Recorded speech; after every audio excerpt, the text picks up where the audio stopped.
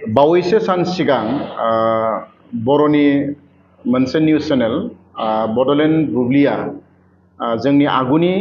बिटिसिनि बारग' गाहाय मावफुं सोद्रोमा हाग्रामा महिलारिनि सायाव मोनसे फट' इमेज होनानै बिथांमोना मोनसे आरजाथावै बाथ्रा लिरदोंमोन। बिथाङा जेब्ला देहा फाहामसालियाव दङमोन होननानै खोनादों जोङो, आरो बै समाव बिथांमोना मोनसे फट' पस्ट होदोंमोन, जाय फट' पस्टखौ लानानै गोबां रिएक्शन जादों आरो बेखौ लानानै बिपिएफ राजखान्थि हान्जानि दैदेनगिरिफ्रा केस एबा एफआइआर होनायखौ जोङो खौरां बिजोङाव मोन्दों। दा बाथ्राया जाबाय मा, दिनैहाय जोङो बड'लेण्ड डिजिटेल जार्नालिस्ट एस'सिएशननि मोनसे हरखाब मावफुं मेल जोङो हांख्रायनाय जादोंमोन आरो बड'लेण्ड बुब्लिनि जि आथिखालाव सोलिबाय थानाय जि जाथाय बेखौ लानानै जोङो गुवारै सावरायनाय जादों। आरो बे गुवारै सावरायनायाव जोङो गासैबो जोंनि चेनेलनि बिगोमा, चेनेलनि चिफ एडिटर आरो माखासे जोंनि बड'लेण्ड डिजिटेल जार्नालिस्ट एस'सिएशननि बिबानगिरि बिथांमोना जोङो जयै सावरायनानै बड'लेण्ड बुब्लिया हाग्रामा महिलारिनि सायाव जि मोनसे फट' पस्ट होदोंमोन, जे बिथाङा देहा फाहामसालियाव थानाय, बेखौ जोङो गोख्रों रावजों सोंखारिदों आरो इयुनाव बेबायदिहाय सोरबा सुबुं एबा सोरबा हानजा बा आफादनि सायाव बेबायदि आरजाथावै बाथ्रा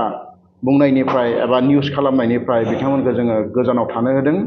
आरो इयुन समाव जुदि बेबायदि माबाफोर बेबायदि आरजाथावै बाथ्रा बुङोब्ला एबा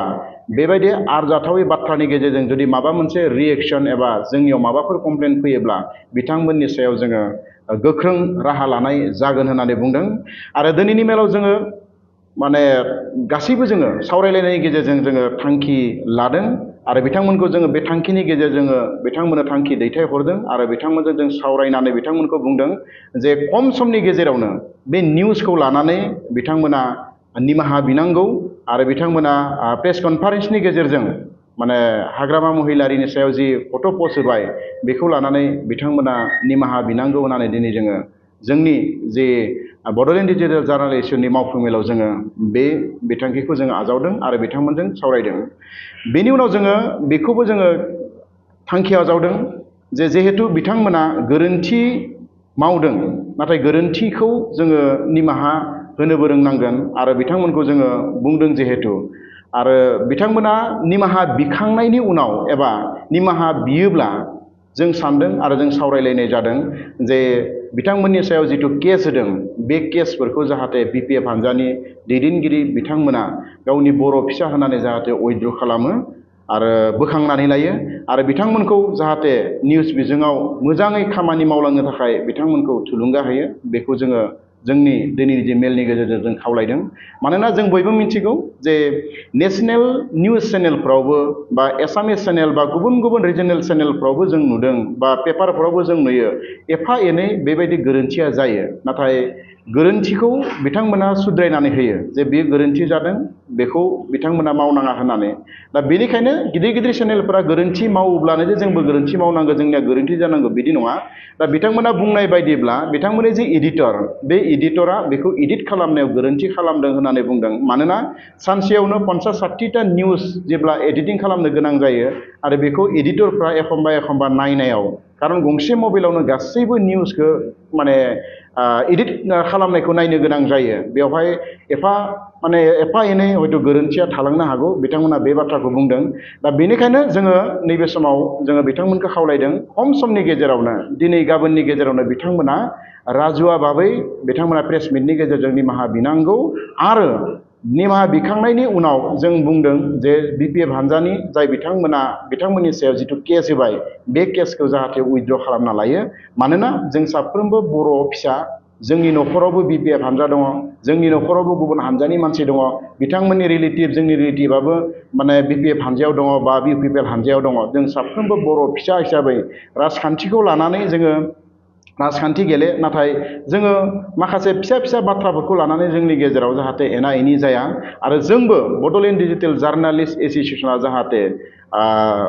बायदिसिना बिथिं, राजखान्थि, समाजखान्थि बा हारिमु बिथिं बा जोंनि समाज बिथिं बायदिसिना बिथिङाव जाहाथे मोजाङै खामानि मावनायाव बयबो रायजो राजाया जोंखौ जाहाथे हेफाजाब होयो आरो जोंबो बयबो राजखान्थि हान्जा जोंनि समाजनि मोजांनि थाखाय अरायसम खामानि मावलांनो थाखाय जोङो अरायसम नाजाबाय थादों नाथाय एखमबा माबा मोनसे मिस्टेक जायो आरो बे मिस्टेकखौ जाहाथे नोंथांमोना आसि दिन्थिनानै होयो बेनि थाखाय रायजो राजा नोंथांमोनखौ बा गुबुन गुबुन हान्जानि दोलोनि बिबानगिरि नोंथांमोनखौ बे समाव जोङो गुरै खावलायबाय आरो बेनि सिगाङावबो जों बुंदों जे माबाफोर जुदि गोरोन्थि नुयोब्ला नोंथांमोना जोंखौ कन्टेक्ट खालाम डाइरेक्टनो नोंथांमोना बुंहर आरो बुंहरनानै नोंथांमोना बेखौ सुद्रायनायनि मोनसे राहा खालामनांगौ होननानै बुं आरो बिथांमोना सुद्रायजायाबा बा जों जुदि सुद्रायजायाबा जों जुदि जोंनि गेना गेरेन्थिखौ जों जुदि मानिनानै लायाब्ला बै समाव नोंथांमोना जोंखौ जा पानिशमेन्ट होनो गोसो दङ जा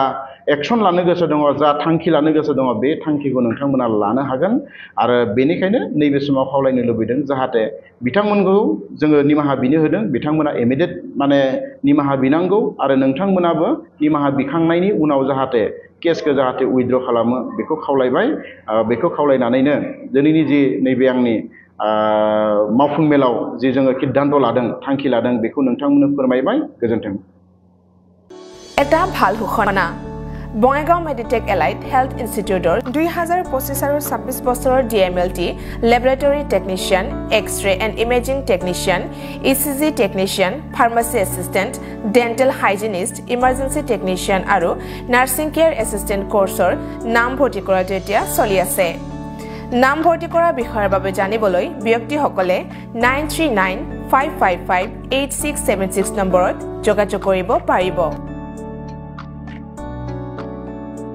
मोनसे गोजोनथाव फोसावथाय बङाइगाव मेडिटेक एलाइट हेल्थ इन्स्टिट्यूटआव इंराजि बोसोर 2025-26 मायथाइनि थाखाय DMLT laboratory technician x-ray and imaging technician ECG technician pharmacy assistant dental hygienist emergency technician आरो नार्सिं केयार एसिस्टेंट कोर्सनि मुं थिसननाया सोलिगासिनो दङ। मुं थिसननायनि सोमोन्दै सुलाद लानो थाखाय 9395558676 नाम्बाराव फोनांजाब खालामनो हागोन।